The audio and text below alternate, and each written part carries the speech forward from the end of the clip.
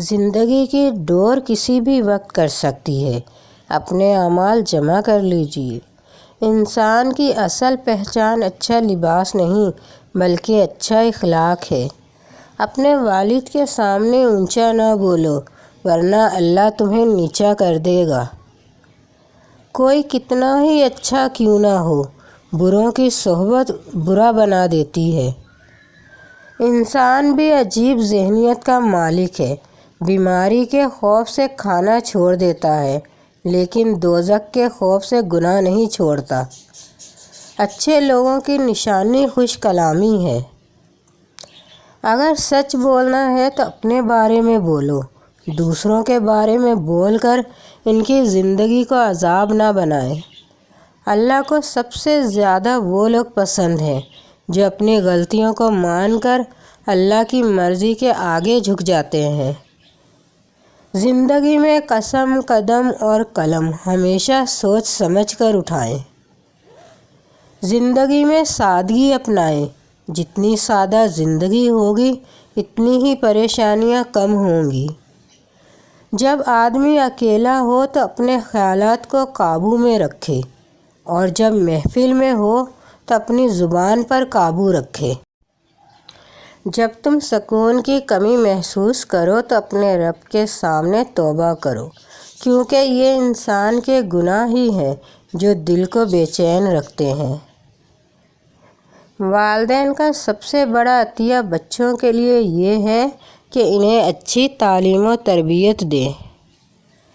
جب تم نماز نہیں پڑھتے تو یہ مت سوچو کہ وقت نہیں ملا، بلکہ یہ سوچو کہ تم سے ایسی کون سی خطا ہوئی ہے کہ اللہ نے تمہیں اپنے سامنے کھڑا کرنا بھی پسند نہیں کیا۔ خدا سے جب بھی مانگو مقدر مانگو، عقل نہیں، کیونکہ میں نے بہت سے عقل والوں کو مقدر والوں کے در پر دیکھا ہے۔ جس طرح انسان کی جان نکل جائے تو وہ زندہ نہیں رہتا، ایسے ہی جس انسان سے احساس نکل جائے تو وہ انسان ہی نہیں رہتا۔ دونوں صورتیں یقین کی ہیں۔ کوئی اللہ کے لیے سب کچھ چھوڑ دیتا ہے اور کوئی اللہ پہ ہی سب چھوڑ دیتا ہے۔ کیسے بھی حالات ہوں دعائیں مانگتے رہیں، معجزے ہونے میں دیر نہیں لگتی۔ اچھا دوست ہاتھ اور آنکھ کی طرح ہوتا ہے۔ جب ہاتھ کو درد ہوتا ہے تو آنکھ روتی ہے اور جب آنکھ روتی ہے تو ہاتھ آنسو صاف کرتا ہے۔ تم گلاب کا پھول بن جاؤ، کیونکہ یہ اس کے ہاتھوں میں بھی خوشبو چھوڑ جاتا ہے جو اسے مسل کے پھینک دیتے ہیں۔ صرف پیسے کا ہونا رزق نہیں، نیک اولاد، اچھا اخلاق اور مخلص دوست یہ بھی رزق میں شامل ہے۔